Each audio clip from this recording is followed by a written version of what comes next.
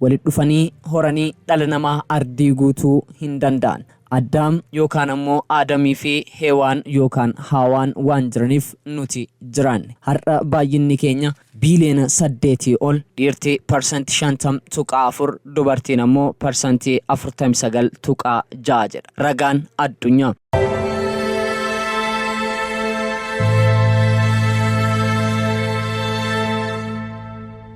Rabbiin gaafa dachiif samii uume uumama dhala namaa jaamu uume. Kunis Aadam irraa jalqabe. Aadam uume, Aadam garuu hir'uu ture, kophaa jira. Gaafa kana ammoo Haawaa yookaan Heewaan lafee cinaacha Aadam irraa uume. Kana jechuun ammoo Aadam osoo jiraachuu baatee Haawaan yookaan ammoo Heewaan hin jirtu jechuu agarsiisa. Heewaan yoo hin jiraanne ammoo Aadam cinaachi isaa banaatee hafa. Kana qofaa miti, walitti dhufanii horanii dhala namaa ardii guutuu hin danda'an.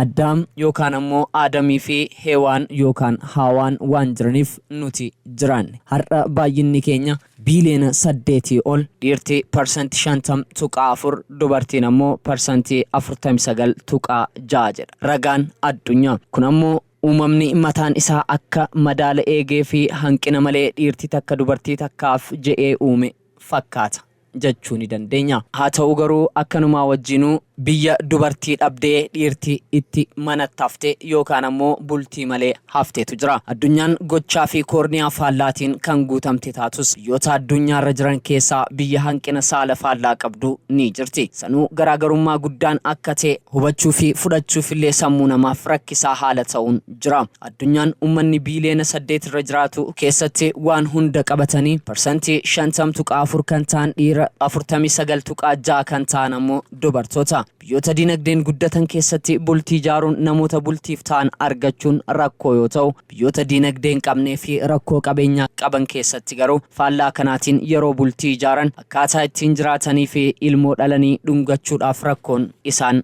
dhorkite. Namni hangana hin jedhamne bultii malee hafa. Hordoftoota YouTube chaanaalii Ibsa Jireenyaa, har'a biyyoota addunyaarraa hanqina dubartootaatii fi hanqinni dhiiraa keessatti uumamee fi haala isaan bultii malee ittiin jiraatan isin biraan geenyaa turtii gaarii. Biyya Awurooppaa seennee jirra. Odola Awurooppaa kaaba lixa Awurooppaatiin Noorweey, Ayislaandii fi Iskootlaand jidduu tan jirtuu fi bulchiinsa mataa ofiitiin kan bultu odola Faaraa'oo keessa jirra. Filiippiinsii fi Taayilaand filannoo isaaniiti. Qurxummii kiyyeessuu ammoo uummata jaallatudha. Addunyaan sababa globalizationif dhufaatii intarneetiitiin jiruu fi jireenyi salphatee akkuma meeshaa ajajannee biyyoota ardii biraarraa bituu dandeenyu. Jiraattonni odola Faaraa'oos gara intarneetiitiin dubartoota qaadhimatan wajjin walii galanii bultii ijaarrachuun jiraataa jiru. Barteen intarneetiin walitti hidhamanii bultii ijaaruu kun babal'ataa dhufuun dargaggoonni odola Faaraa'oo dubartoota Filiippiinsii fi Taayilaand janajjanuun bultii ijaaranii ilmoo boru bara dullumaa isaan soortu tan gaafa du'an isaan bakka buutu horatanii midhaan onneetii yaajachaa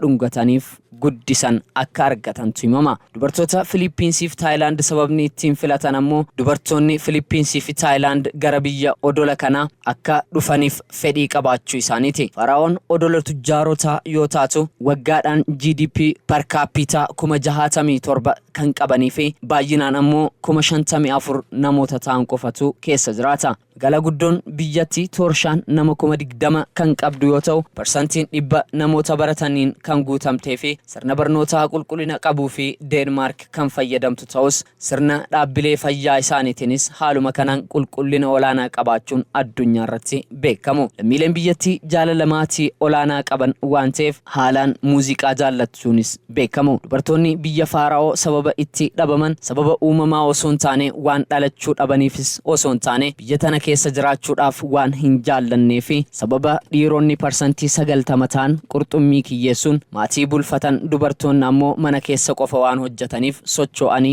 waan barbaadan gochuu fi waan barataniin hojjechuu waan hin danda'iniif akka biyyaa baqatantu himama. Kanaaf biyyaa baqatanii Deenmaark jiraatu. Akkanaan hanqinni lakkoofsa dubartootaa fi wal madaaluu dhabuun dhiirotaa uumame. Dhiironni odola Faaraa'oos dubartoota biyya ofiitiin wal habaabanii dubartoota ambaa qaadhimuu bira darbanii nama qilleensarraan suuraan malee qaamaan hin beekne wajjin walitti dhufanii bultii ijaaruudhaaf dirqaman.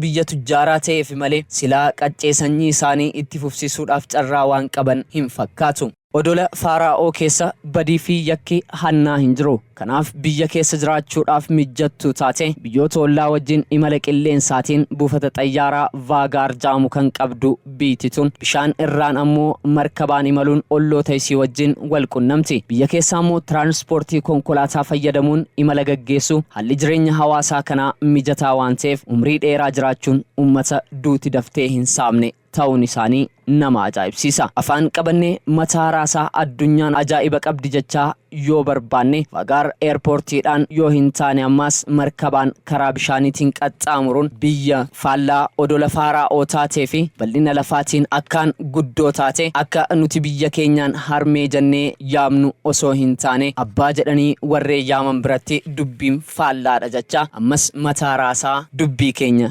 itti fufuudhaan baay'ina dubartoota akkaan guddaa kan qabduu fi kan dhiirotaa ammoo lakkoofsaan xiqqaa qabdu biyya Raashiyaa galleerra. Hordoftoota keenya Raashiyaa jirra. Dubartoonni Raashiyaa persentii 40 ta'an warreen umriin isaanii heerumaaf ga'an carraa bultii ijaaruu osoon argatin hafan keessatti ramadama. Baay'inni uummata Raashiyaa miiliyoona 100 fi miiliyoona 43 yoo ta'u kana keessaa dhiironni miiliyoona 66 dubartoonni miiliyoona 77 kunis dubartoonni miiliyoona 11 ta'an baay'inaan dhiirota kan caalan ta'uu ibsa. Sababa kanaatiif dubartoonni biyyatti warreen carrooman dhiirota biyyoota baha giddu galeessaa heerumanii kan jiraatan yoo ta'u warri carraa hin argatin persentiin 40 ta'an ammoo bultii malee hafuu isaaniitiif sababa biyya isaaniitii dhiira dhabuutii fi sababa uumamaan osoo hin taane dhiibbaan waraana addunyaa lammaffaa akkaan biyyatti kan hube yoo ta'u lammiilee miiliyoona 26 kan dhabde Raashiyaan bara waraana addunyaa lammaffaa kanneen keessaa miiliyoona 20 kan ta'an dhiirota waan ta'aniif sababa dubartoonni